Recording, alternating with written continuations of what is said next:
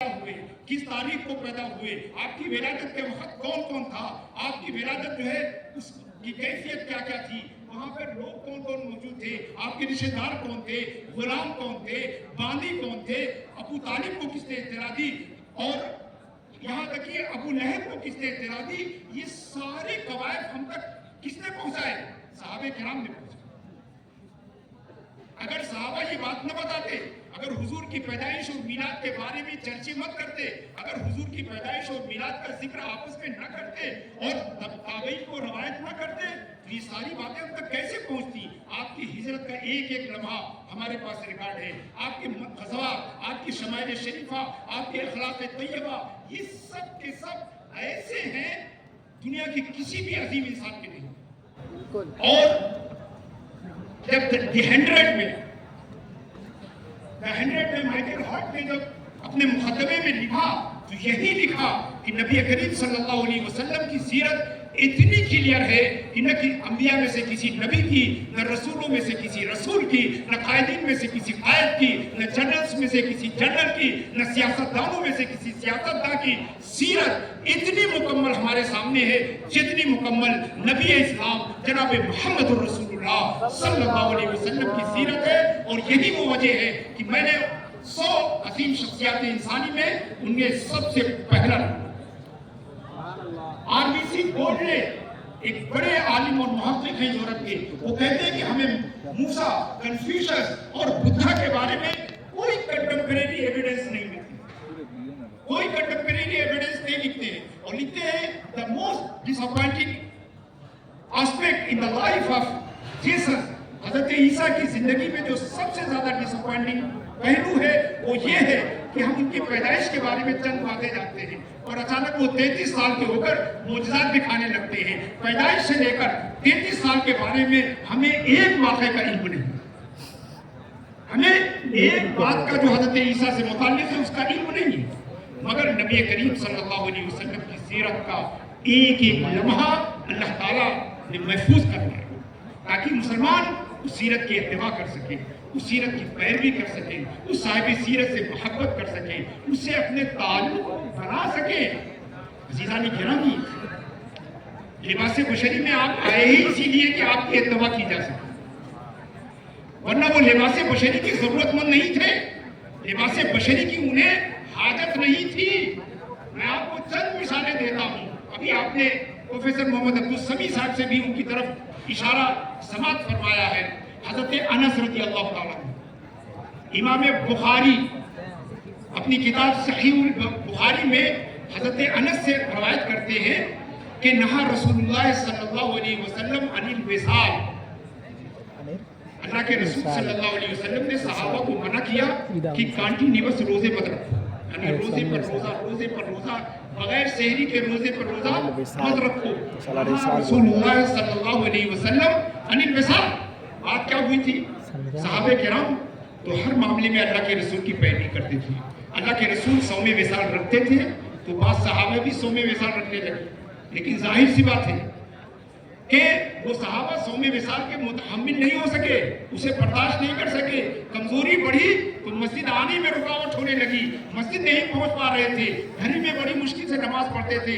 जब अल्लाह के रसूल ने कई सहाबा को मस्जिद से गायब देखा तो पूछा कि भाई फला फला कहाँ है? तो लोगों ने बताया कि या रसूल अल्लाह, वो आपकी सुन्नत पर अमल करते हुए, आपकी सुन्नत पर अमल करते हुए सौमे विसाल रखने लगे, अब इतने कमजोर हो गए कि घर से चलकर मस्जिद तक नहीं आ सकते। इसके बाद हज़रत अनस फरमाते हैं कि नहा रसूलुल्लाह सल्लल्लाहु अलैहि वसल्लम अनिल विसाल, नबी करीम सल्लल्लाहु अलैहि वसल्लम ने विसाल के रोजे रखने से मना किया।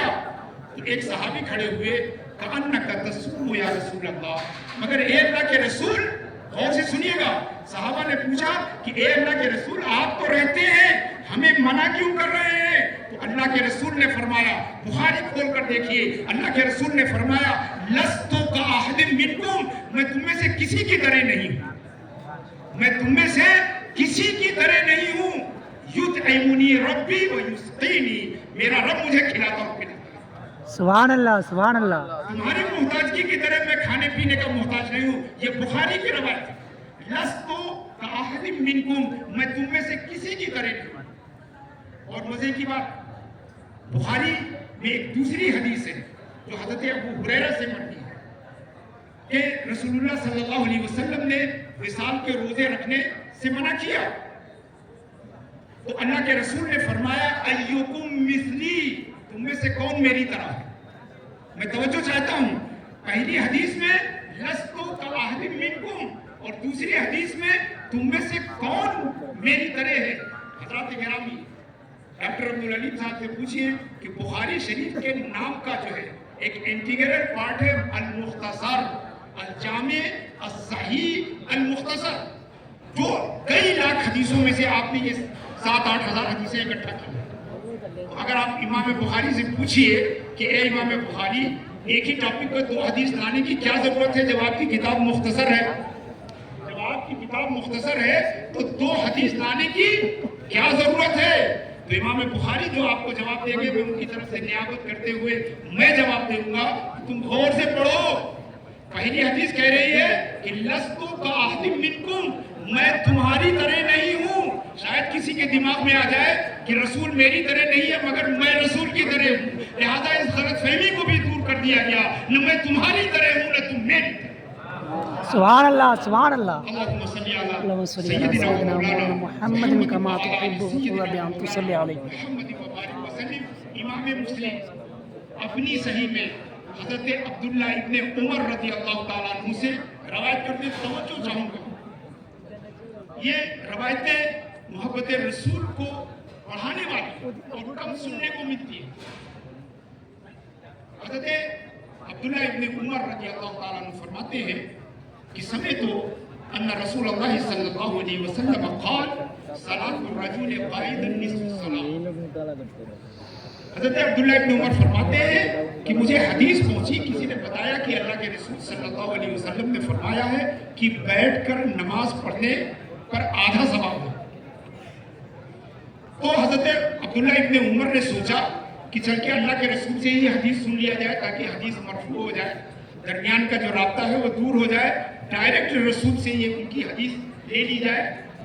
فدخلت علی رسول اللہ صلی اللہ علیہ وسلم، میں نے اپنی حدیث کو مرفوع اور ڈائریکٹ کرنے کے لیے میں اللہ کے رسول کے پاس گیا، فرائیتہ یصلی قائدا، تو میں نے اللہ کے رسول کو بیٹھ کر نماز پڑھتے ہوئے دیکھا۔ اب میں پریشان ہو گیا، باہر سنا کہ بیٹھ کر نماز پڑھنے کا ثواب آدھا، اور اندر آیا تو اللہ کے رسول خود بیٹھ کر نماز پڑھ رہے تھے۔ تو کہنے لگے کہ میں مارے حیرت کے بغل میں بیٹھ گیا اور اپنے ہاتھ کو اپنے سر پر رکھ لیا، میرے چہرے سے حیرت کے آثار نظر آ رہے تھے۔ تو رسول اللہ صلی اللہ علیہ وسلم نے نماز ختم کی اور پوچھا کہ اے ابن عمر اتنی حیرت کے عالم میں کیوں بیٹھے ہو؟ تو میں نے اللہ کے رسول سے کہا، یا رسول اللہ مسجد کے باہر میں نے حدیث سنی کہ بیٹھ کر نماز پڑھنے کا ثواب آدھا ہے، اور جب اندر آیا تو آپ خود ہی بیٹھ کے نماز پڑھ رہے تھے۔ قال اجل ولکن لست کاحد منکم، میں نے یہ کہا ہے مگر میں تمہاری طرح نہیں ہوں،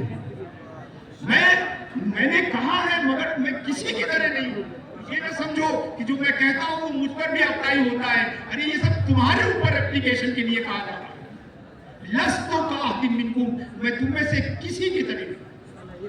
حضرات گرامی، صحابہ کرام رسول اکرم صلی اللہ علیہ وسلم کو اپنی طرح نہیں سمجھا۔ اگر حضرت علی اللہ کے رسول کو اپنی طرح سمجھتے تو کبھی بھی شب ہجرت ان کے بستر پر نہیں۔ آپ بتائیے، آپ میرے کہنے سے ایسا کریں گے؟ نہیں کریں گے، کیونکہ آپ مجھے اپنی طرح سمجھتے ہیں۔ میں آپ کے کہنے سے نہیں کروں گا کیونکہ میں آپ کو اپنی طرح سمجھتا ہوں۔ برکاتی صاحب بے حد ثقہ آدمی ہے، مگر اگر یہ مجھ سے کہیں کہ ایسے خطرناک صورتحال میں ڈاکٹر رحمان صاحب جی ان کو سپورٹ کریں تو بھی میں ان 2 ثقہ لوگوں کی بات بھی نہیں مانوں گا اور ان کے کہنے پر اپنے کو کسی خطرے میں نہیں ڈالوں گا، کیونکہ میں جانتا ہوں کہ یہ بہت تعلیم یافتہ لوگ ہیں مگر میری ہی طرح ہے۔ تو اگر صدیق اکبر رضی اللہ تعالیٰ عنہ رسول کو اپنی طرح سمجھتے تو غار ثور میں اس سوراخ پر اپنے انگوٹھے نہ لگاتے جس کے بارے میں خود ان کا خیال تھا کہ اس میں کوئی موذی ساتھ چھپا ہوا بیٹھا۔ اور آپ نے دیکھا کہ حضرت علی نے جو کچھ کیا اور کامیاب ہوئے وہ اپنے یقین پر پورے اترے، اور حضرت صدیق اکبر کو ساتھ میں ڈسا ضرور مگر मुस्तफ़ा जाने रहमत के लुआब दहन से वो सांप का जहर दूर हो गया, क्योंकि वो जानते थे कि मेरे साथ तबीब मुतलक है। अगर सांप के काटने पे उन्हें डाउट नहीं था, मगर वो जानते थे कि अगर सांप की आदत काटना है तो मुस्तफ़ा जाने रहमत की आदत शिफा पहुंचा। लेने को तैयार हो गए, क्योंकि वो उसे उन्हें अपनी तरह नहीं समझते। हजरत उकाशा बिन मुहस्सिन रज़ी अल्लाह ताला अन्हु अगर रसूल को अपनी तरह समझते तो रसूल की दी हुई लकड़ी से जिहाद करने की कोशिश करते। आप जानते हैं कि तारीख की किताबों में है इनकसर सैफ उकाशा बिन मुहस्सिन, हजरत उकाशा बिन मुहस्सिन की तलवार टूट गई। अल्लाह के रसूल के पास आया, कहा या रसूल अल्लाह तलवार टूट गई। फआता हो जदल हतब, अल्लाह के रसूल ने उन्हें खजूर की एक टहनी दे दी और फरमाया आतिल बिहा, इसके साथ जाके जंग करो। हमने अगर वो अपनी तरह समझते तो कहते या रसूल अल्लाह ये लकड़ी से जंग कैसे हो सकती है? अरे वो लोहे की तलवारें हैं, लोहे के नेज़े हैं, चमकते हुए खंजर है, ये लकड़ी से क्या करूंगा? मगर हजरत उकाशा अल्लाह के रसूल को उनकी रिसालत पर ईमान लाए थे, उनकी नबूवत पर ईमान लाए थे। जानते थे कि जिस रब ने उन्हें भेजा है वो अला कुल्ले शैइन कदीर है, वो हर चीज पर कादिर। अरे जिसने लोहे में धार रखी है वो लकड़ी में भी धार रख सकता। चुनाचे आप लेकर चले गए और जैसे ही आगे बढ़े, किताबों में है तारीखी फन कलबा ज़ालिका जज़लुल हतब सैफन सारिमन अबियद।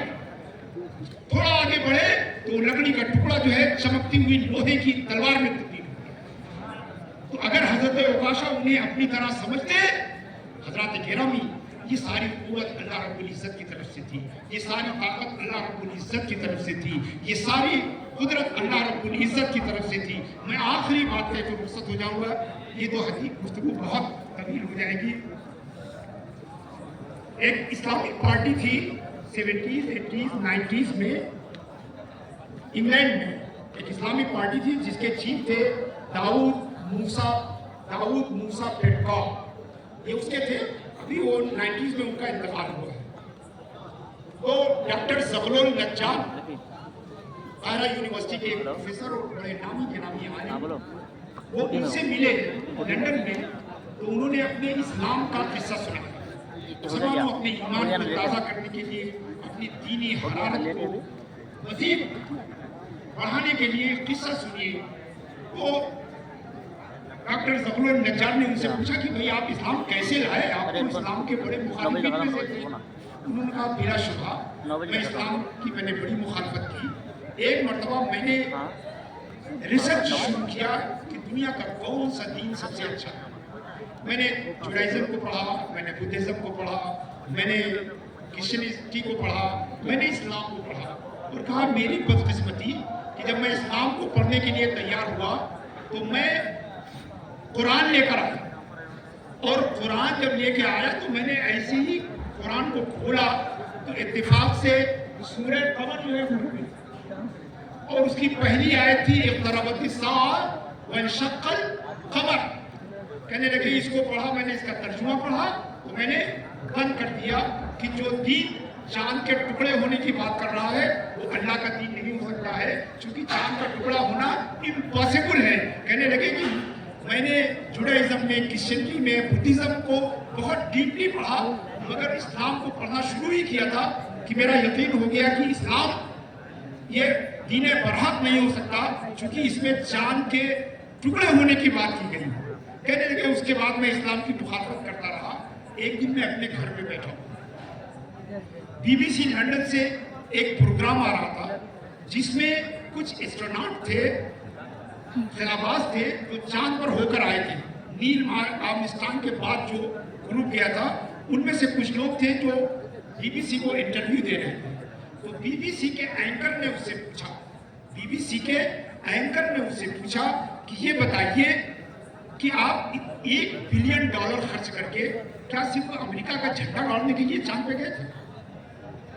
तो उनमें से एक ने बताया कि नहीं, ऐसा नहीं है, बल्कि हमने वहां जाके बहुत रिसर्च की है।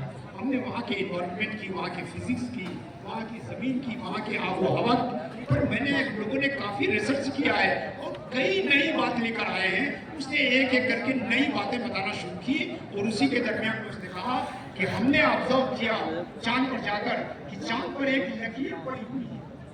ایک لکیر پڑی ہوئی ہے جو جہاں تک ہم لوگ پہنچ سکے تھے اور جہاں تک اسے ہم دوربین سے دیکھ سکے وہ لکیر پورے چاند کو ایسا لگتا ہے کہ چاند کبھی دو ٹکڑے ہوا تھا اور بعد میں پھر مل گیا.